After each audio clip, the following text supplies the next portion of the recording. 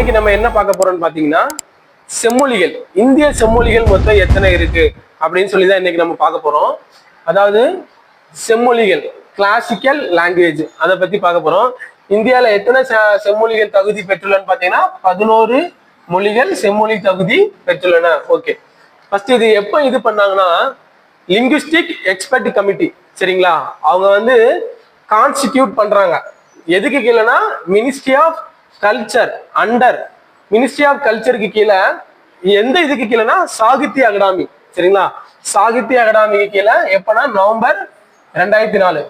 எதுக்குன்னா to examine the proposed language for the status of classical language.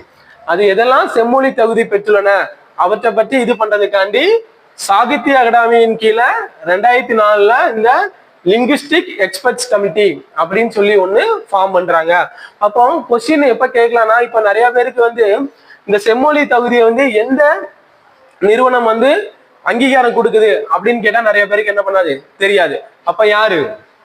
Sahitya Akademi கீழே அவங்கதான். அப்போ செம்மொழி தகுதியை வந்து யாரு அறிவிப்பாங்கன்னா சாகித்ய அகாடமி. இப்ப நம்ம கொஸ்டின் என்ன கேட்கலாம்னா, இப்ப சமீபத்துல ஒரு 4 மொழிகளை வந்து, அதாவது 5 மொழிகளை வந்து செம்மொழி தகுதி அறிவிச்சிருக்கிறாங்க.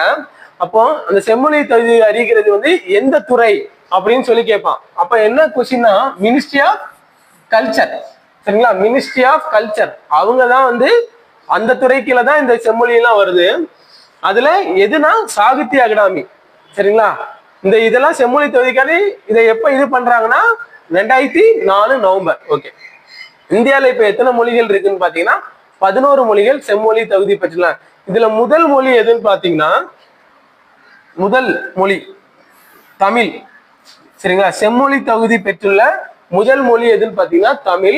அக்டோபர் 12, 2004, சரிங்களா. செம்மொழி தகுதி பெற்ற முதல் மொழி என்னன்னு கேட்டீங்கன்னா தமிழ். அதுக்கப்புறம் என்னன்னு பாத்தீங்கன்னா சான்ஸ்கிரிட். இது எப்பன்னு பாத்தீங்கன்னா நவம்பர் 25, 2005. தெலுங்கு எப்பன்னு பாத்தீங்கன்னா அக்டோபர் 31, 2008. கன்னடா எப்பன்னு பாத்தீங்கன்னா அக்டோபர் 31, 2008. அடுத்து மலையாளம் பாத்தீங்கன்னா ஆகஸ்ட் 8, 2013. ஒடியா எப்பன்னு பாத்தீங்கன்னா மார்ச் 1, 2014.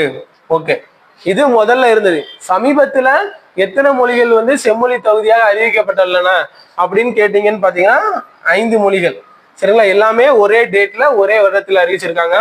மராத்தி, பாலி, பிராகிருத், அசாமி, அடுத்து பெங்காலி, சரிங்களா. அப்ப என்ன கொஸ்டின் கேட்கலாம், சமீபத்துல கீழ்கண்ட எந்த மொழி வந்து செம்மொழி தொகுதியாக அறிவிக்கப்படவில்லை.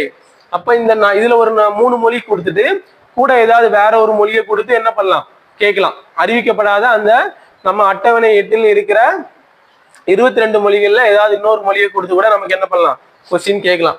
அல்லது இதுல இருக்கிற ஏதாவது ஒரு 3 மொழி வேற ஒரு மொழியை கொடுத்து இதுல எது வந்து செம்மொழியாக அறிவிக்கப்படவில்லை அப்படின்னு சொல்லி கூட கொஸ்டின் கேட்கலாம். அப்ப முதல் மொழி என்னன்னு பாத்தீங்கன்னா தமிழ், 2வது சான்ஸ்கிரிட், 3வது தெலுங்கு, 4 கன்னடம், அடுத்து மலையாளம், ஒடியா, அடுத்து மராத்தி, பாலி, பிராகிருத், அசாமி, பெங்காலி. இதெல்லாம் வந்து சமீபத்துல அக்டோபர் 3, 2024 செம்மொழியாட்டு அறிவிச்சிருக்காங்க.